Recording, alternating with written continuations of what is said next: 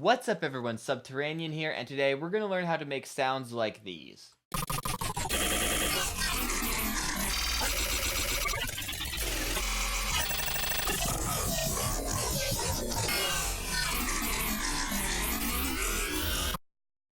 As you can hear, these are some very glitchy, mechanical, robotic sounds.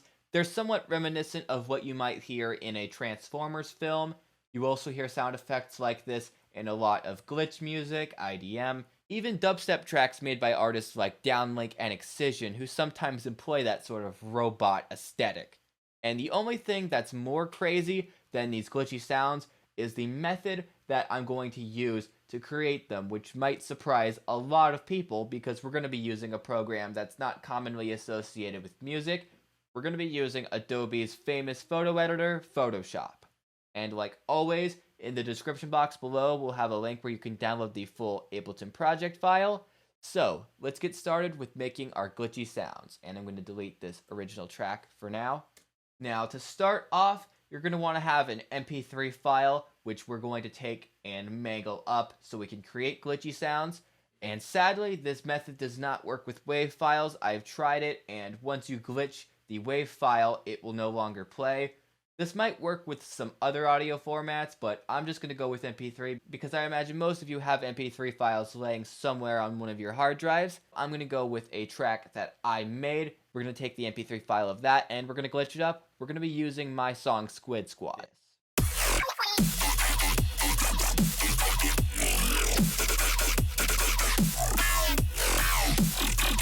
So, you're going to want to have your MP3 file ready. I currently have it on the desktop, and let's just delete it from Ableton. And what we're going to do next is we're going to rename the file, and you're going to want to change it from a .mp3 to a .raw file, R-A-W. And it's going to ask you if you want to change the file format to a .raw. It's going to give you a different message on Windows, but it's basically going to say the same thing. And yeah, you're going to want to change it to a .raw because Photoshop obviously cannot import MP3s, at least not straight up right out of the box. And you're going to want to say, yes, I want to use a .raw because that's how we're going to import it into Photoshop. So the next thing you're going to want to do is you're going to want to open up Photoshop, and we're just going to drag our new .raw file into Photoshop. And by default for this file, it gives me the correct dimensions, so we're just going to leave those and we're going to click on OK. And now we have the raw file imported and we can actually see the audio waveform sort of right there. Seeing how there's no color hues and it's kind of sideways like this, it just kind of looks like TV static, but it's kind of interesting to see this way. Now the next thing you're going to want to do is you're going to want to take your paintbrush and you're going to want to draw right here on this photo. So you're going to be making sort of dents in the audio file. Now, when you're drawing on the file right here, you don't want to get too insanely crazy. Basically, don't cover up the whole spectrum here or else you won't be able to play it. But what I suggest is basically just make some nice little dents, just fool around, draw smiley faces, be kind of silly. Just pretty basic stuff. And seeing how this is completely in grayscale, I'm not going to use any other colors because it doesn't matter. And I think we drew enough on the image. Looks pretty funny there, but it doesn't really matter as long as we get our nice glitchy result. So now what you're going to want to do is you're going to want to save this file, and you'll want to set the format to be Photoshop RAW. So let's just save that. And by default, it named the RAW file Squid Squad copy, so it doesn't overwrite our other file. And there we go, now we have the glitched up file. We can just close Photoshop now. Although you might want to leave it open if you feel that your file doesn't have enough glitches in it. You can delete it and then go back, keep drawing, or draw a different pattern, and you can tweak things like that. I haven't really experimented with drawing different shapes or anything like that. I've just sort of squiggled around, but I might actually try that sometime, experimenting with different shapes and seeing if you can get some cool results, and I'd suggest that too.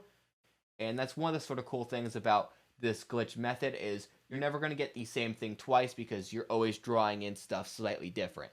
So let's just close Photoshop. And now let's take our new file, the copied file, Squid Squad copy.raw, and we'll change that to be .mp3. And you want to use .mp3. And now let's drag this file into Ableton Live. And right off the bat, I would suggest taking your track volume and turning it down significantly because you can get some pretty high peaks in volume here, especially if you have a file that's already pretty quiet. There could be some very loud tones that come in at random and they could totally catch you off guard. And it looks like the warping is being kind of weird here, so I'll just import that again. And I'm going to turn off warping right now. And I'm going to try to skip to the drop. It might actually be a little bit hard to find here. And now here we have our sort of corrupted and glitched file.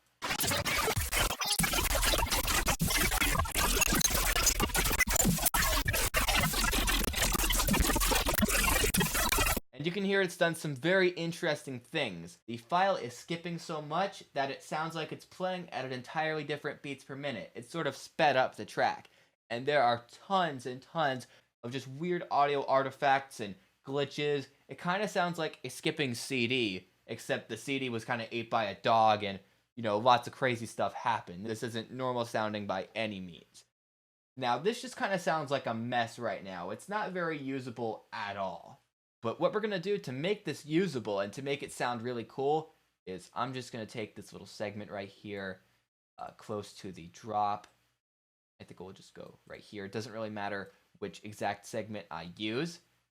So I'm just going to take the segment of track right here, shorten that up a little bit, and I'll drag it to the beginning of the song. We're going to turn on warping, and this is where stuff gets really interesting. Let's set the warp mode to beats, and we're going to take the sequence beats per minute here, and we're going to want to set it at a very, very fast BPM. We'll do something like 730. And we're going to have our tempo just set at 140 right here, the standard sort of dubstep speed. What we're doing right here is we have our track, and we told it that it's actually supposed to play super fast. That's the original tempo of the track, and we know it's not, but because it thinks it's at a super fast tempo, now that we have it at a normal tempo like 140, it's going to stretch it like crazy. And when you use the Beats Warp mode in Ableton, it has a tendency to sort of take an audio clip and reverse it a bunch of times to try to warp it to the right BPM. And when that's slowed down and it's supposed to be warping at a slow speed, you get a lot of crazy sort of reverse effects. So actually, let me extend that out a little bit more. I think I'm actually going to set this to be a little bit earlier. We'll try maybe about here.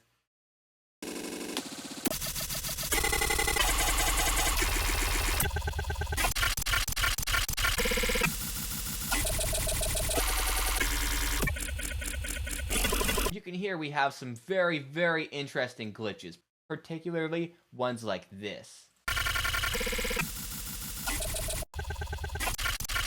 This one's really cool the way it sort of stutters like that.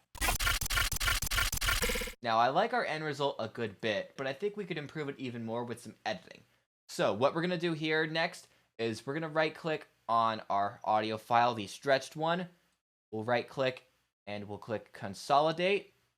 And now we have the stretched out audio file, but now it's no longer being told it's stretched out. Right now, it's being told that it's at the proper BPM of 140.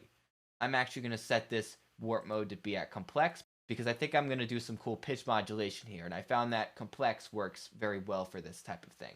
So let's go in here and see if we can make any edits to make this even more glitchy and even more crazy sounding. I think we could take this part and maybe stretch it out a little bit. So let's create a warp marker right here and just sort of drag that. Let's also create some pitch modulation. We'll go to our envelope little tab right here. We'll click on transpose modulation and we'll create a little breakpoint here. We'll just have it go down and then up. I'm just doing stuff at random. It might not sound the best, but it's giving you a good idea of what you can do. I think that's pretty cool. Let's try maybe something here. Very digital sounding. You can kind of tell that's a synth, but it's just being stuttered like crazy. Let's actually take that and stretch it out too. I like to just make warp points like that. See how that sounds? That's really, really nice. And let's actually have that go up in pitch and then go back down to the regular pitch.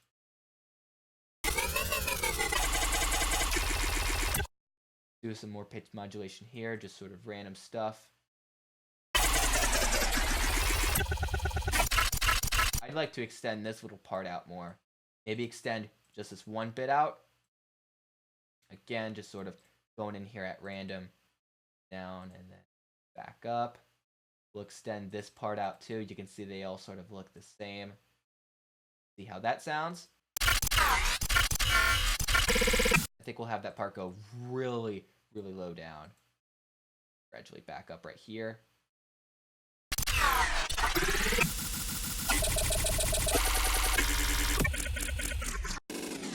Actually, let's have this go a little bit faster.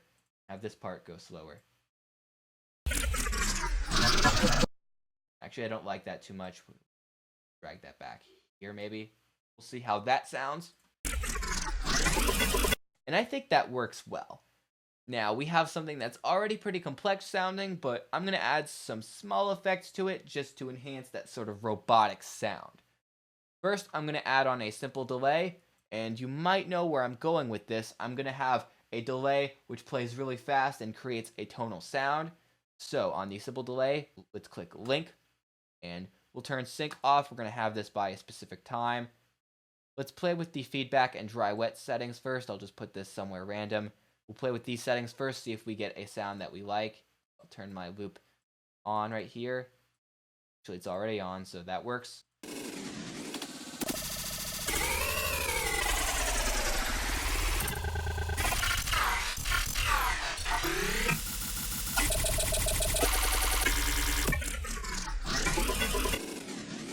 Having a relatively low feedback and a little bit of a higher dry wet works well here.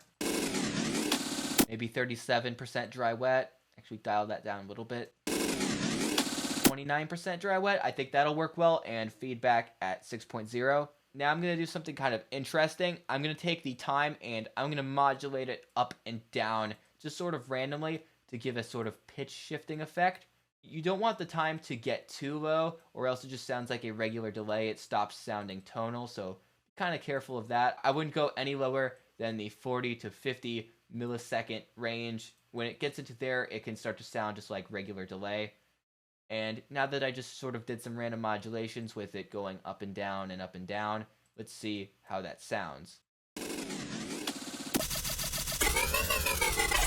Let's actually turn that up a bit more.